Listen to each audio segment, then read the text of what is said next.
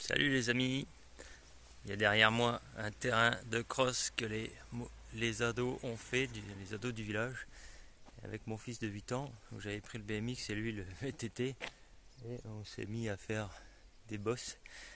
Et puis il y en a une en particulier qui est un petit peu sévère, et j'ai voulu me challenger en la prenant, et si je la prends trop doucement, ça, ça va pas. Donc je me suis dit je vais y aller direct à fond. Et du coup, donc il y a cette bosse là, donc où on passe ici au niveau du et on traverse, on saute le chemin et on atterrit de l'autre côté, sauf que le guidon il a été de traviole. Je me suis pété une côte, le mollet, l'épaule, et j'ai passé par-dessus le guidon. Et ce qui est intéressant, c'est que avant de faire ce saut que je savais difficile, j'ai décidé d'y aller à fond en pensant à une personne en ce moment qui me challenge.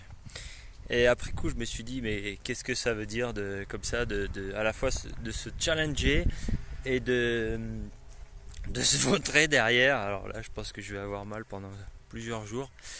Et la première chose que j'ai réalisé, c'est que vraiment l'importance d'y aller progressivement. Voilà, donc surtout que là, ça faisait plusieurs jours que j'avais pas pratiqué le BMX. Donc je me suis dit, c'est très important déjà de reprendre en main. Je veux dire, j'aurais fait 2-3, même 4-5 tours pour y aller toujours plus vite, et puis de prendre vraiment des appuis, voir comment ça se passe. C'est David Laroche qui dit de prendre comment rendre insignifiant nos erreurs. C'est un saut qui m'inspire beaucoup, justement parce que là j'ai pris la décision de